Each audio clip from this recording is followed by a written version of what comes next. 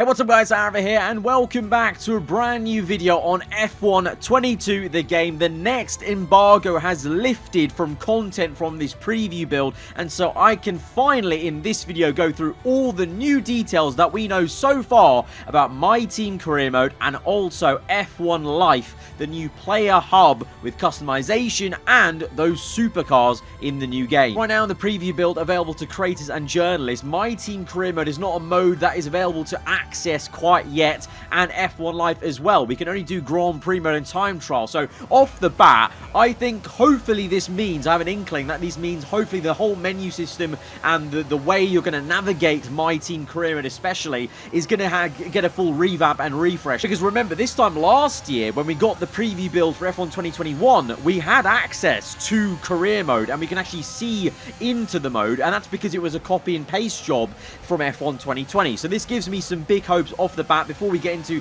the actual details that Lee let us know about the game. That just gives me good hope that there's going to be a full revamp and refresh, which is much needed. But because of that, the gameplay you're seeing on screen right now is just going to be some random snippets from different races cut up just to show you some good wheel-to-wheel racing, hopefully, and just generally gameplay from the game at the moment. But of course, I know so many of you guys just want to know the actual info and details, so you won't mind me just having to talk about them and not be able to show you anything tangible right yet. Most of the features, to be fair, you can get what I mean just by what I'm saying. So let's delve straight into it. We'll start off straight away with My Team Career Mode, obviously my bread and butter, my favorite game, and the majority of your guys is that watch my channel's favorite game mode as well. So My Team Career Mode, we knew from the announcement that we'd be getting new starting budget options when you begin the game. So now we know specifically what these options will actually entail. We're going to have 3 different My Team Career Mode entry status points that you can choose, and this is basically to open up the game mode actually to more casual fans who maybe aren't going to play 7 seasons like myself, or those of you that, you know, really hardcore players that play multiple seasons.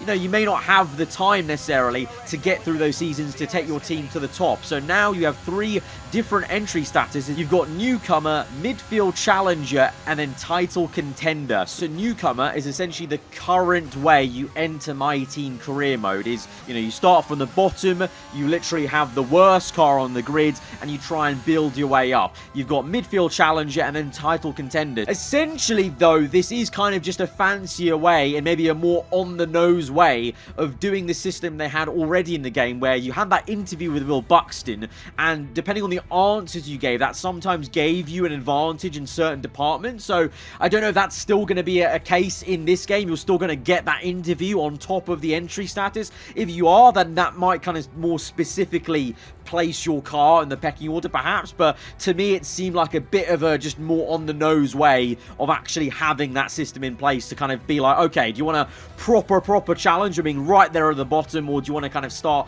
a bit over the top? Next up is expanded department events. So department events were a new thing in F1 2021. Those were the kind of pop-ups in between races in the career screen, a dilemma usually, you know, maybe something wrong with the factory or something wrong with your staff personnel, or the driver's not happy and you have to answer it. Now, it was usually a kind of yes or no, left and right, A or B kind of thing. It seems like maybe the expansion might hopefully mean more answers to actually give, and importantly, we've been told that the events will now have more of a knock-on effect long term over the season. So it could just be a case of you answer it and there and then you get 500 R&D points. There might be some dilemmas now and some department events that come up that actually might continue to affect your team through multiple races or throughout the entire season, in fact. Topics and threaded cross-race questions will be coming as well. So we already know the PR, the you know, Claire, the interviewer, very important part of the game, early doors especially, because in the earlier seasons you really do have to try and get the maximum morale out of every department. In later seasons you can maybe afford to put it on autopilot, but I think personally when you start the career mode you should do them all manually and actually care about what you're answering. And we were told further to that there will be escalations if you handle anything poorly. So, and at the same time, that will also feed into and determine your rivalries and also targets for race to race. So I'm really hoping that that entire batch of info and kind of details of how the questions will work work and how that will feed into everything and could escalate. I think they're trying to build out a subtle system where you can form your own storylines with AI rivals. But even just the simple fact that questions will link together, because so far right now in the previous F1 game, the questions are pretty much just only about that race weekend in isolation, whereas now this will be kind of, you know, the game will remember what you've answered before and how your races have gone before, and will try and maybe spring up some interesting questions to maybe throw you off, to get you in hot water maybe with the way you answer them, and that could affect your department events, or like I said, the targets maybe. Maybe now, you know, your targets, you have to aim even higher in the next race to try and get the next amount of acclaim level to further your team, because you've been too much of a big mouth maybe in the last questions, for example, is how I imagine and hope that would actually work out. But that's what we are told. That will be escalations if you get something wrong, you handle something wrong, and that will all feed into the rivalry system in the game. When it comes to out-and-out features with the gameplay of my team, that is all we actually got. So I've got to be completely frankly and honest with you guys, I was a little disappointed. I feel like for the step up that this game should be making with the backing of EA, they've clearly put a lot of time, clearly, as I'll now mention, with F1 Life. There's a lot of features, and it's quite in-depth with F1 Life, but as someone who plays My Team Career Mode religiously, and that, on the game, the majority of players who are buying this game still are playing My Team Career Mode, I think they should have put way more investment into new features, new things they're doing with the gameplay, with the UI, the mechanics of My Team Career. How many ideas have we had?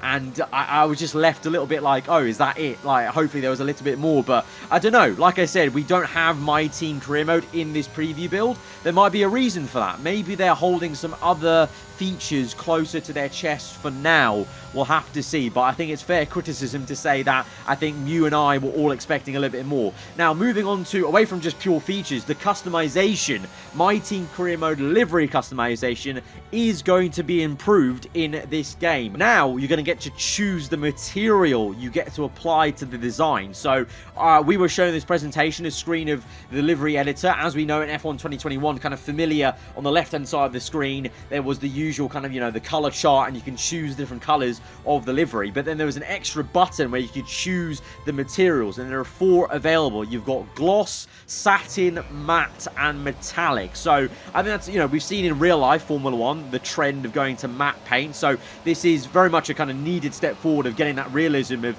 having that choice of material, because clearly now in real life Formula 1, material choice is quite important to the teams, just not even just visually, just kind of engineering wise. Matte paint weighs a little bit less, but obviously visually for us it won't matter about the actual weight of the paint, but visually for us it's nice to be able to have that choice then. And then additionally on top of that, just more of a kind of housekeeping thing of making things easier, you can now copy over color schemes from one livery to another, so you don't have to keep faffing around with going to the certain color wheel basically. But there were no mentions, unfortunately, no mentions of any kind of decals or stickers. So I was wrong in my speculation in a video I made I think about 2 weeks ago now, of basing off F1 Mobile Racing with they have stickers and decals to change livery. I thought that was maybe a testing ground for what they would do in the full F1 22 game. Sadly, we've had no mention of that. Again, it could be a case of they're holding it close to their chest, but that's wishful thinking. So right now, as of now,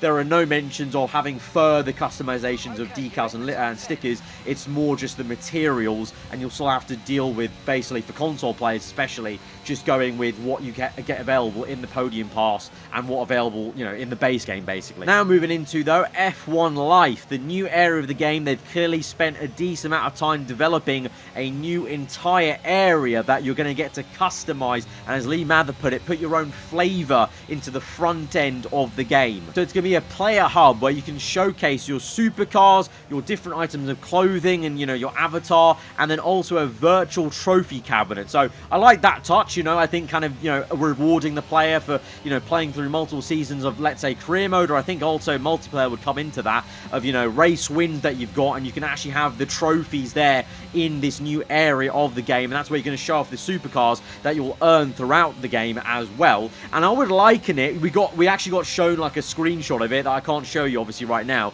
but it will come out eventually. But I would liken it to, it kind of almost had a feel of Forza Horizon 5's kind of housing area, where you have your own house and you can obviously see the car in your garage, but then it went further because you can actually see inside like a room and like a whole vista area of like a sofa, a trophy cabinet, and everything was customizable in there. And this area and lounge area is also going to be the location of the multiplayer lobbies. So when you're loading in, you're going to see everyone in there, and you can see each other's kind of items before you load into the multiplayer area. And Lee Mather said it's basically your space, your area to change the way the game looks for you. So it sounded like that vista is also going to be a big part of the main menu when you boot up the game potentially. In terms of the customization, when you go into customization of the avatar, it's basically almost like a GTA kind of area where your avatar is standing there and you can swap out the clothes. So you've got casual wear and then the race wear. So you can also customize what you're going to look like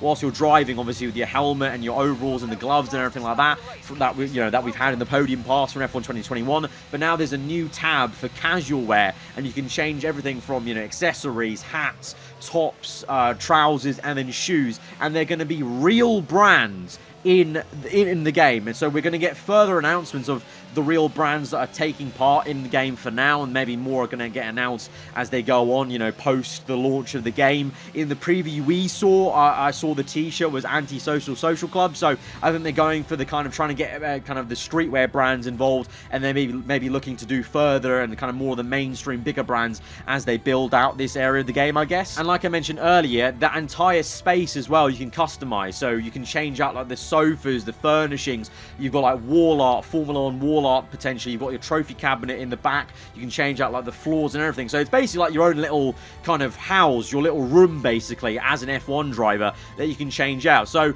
I think it's neat. It's a cool idea of living the life of a Formula 1 driver. I think throughout the years we've all kind of said stuff about living the life of an F1 driver, so it would be hypocritical of me to say that it's not a cool thing to see.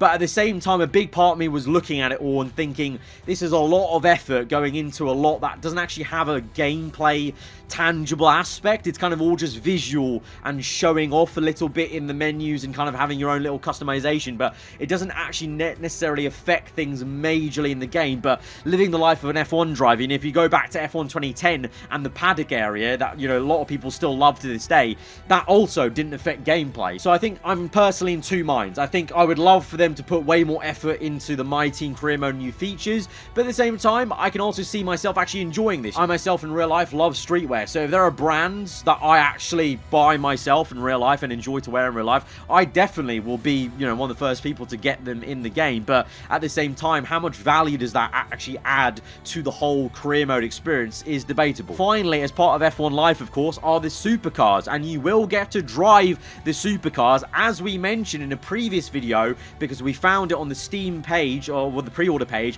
that there will be a Pirelli hot lap with these Supercars, and that's what inspired them to put the Supercars into the game, where the Pirelli hot laps the F1 drivers do with celebrities on race weekends. So there'll be Pirelli hot lap events in driver and My Team Career Mode, and then also further game modes you can actually race the Supercars in. New on-track modes include autocross and drifting, average speed zones, and rival duels. And then also returning on-track game modes that they used to have in some of the really older Cody's F1 games, like Time Attack, Checkpoint Challenge. And the Supercars are also all available in time trial. And we know that there are going to be a bunch of McLaren, Aston, and Ferrari Supercars in the game. And you will also be able to drive the two safety cars, the Mercedes AMG and the Aston Martin. So I think it's a pretty cool addition to the game. Whether it was really necessary, I don't know. I think you're going to find a lot of hardcore F1 fans maybe just aren't interested in driving Supercars. For me, I think it's something I'll try out for a little bit, but then we'll concentrate more on the F1 cars. But I think it's a kind of thing to keep it fresh from time to time. You might want to hop into Supercars.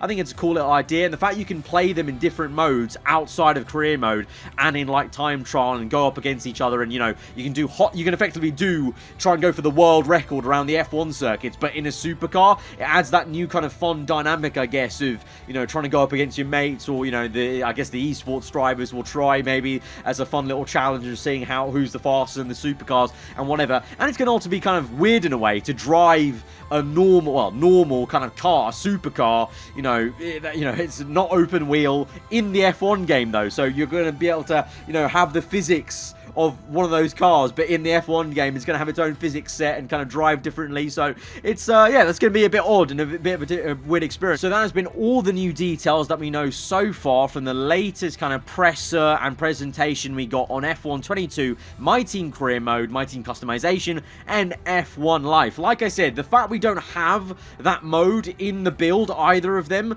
maybe suggests they're maybe holding things back still, and I really hope so, because I was left a little bit kind of wanting more from My Team Career Mode features and also the customization. I'm sure a lot of you guys will agree with me. And then with F1 Life, it looks sick. Don't get me wrong, it looks really cool actually, but at the same time, I can also kind of see it being something where, I don't know how much time I'm going to spend in it personally, but I don't know. Let me know in the comments below. Will you be spending a decent amount of time or, actual, effort into changing out stuff and customizing that area of the game, or do you not really care for it too much? Let me know. And what do you make of all the My Team stuff in this video so far? And like I said, the embargo is lifted, so do get subscribed for more F1 22 gameplay, and we'll have to upload 2 more videos from this one now, so expect 2 more videos in the coming week, basically, from other parts of the game in terms of the gameplay aspects, whether it be a race or with VR as well, which I'll definitely be checking out. And if you have enjoyed the video, hit that like button. I'll see you guys around.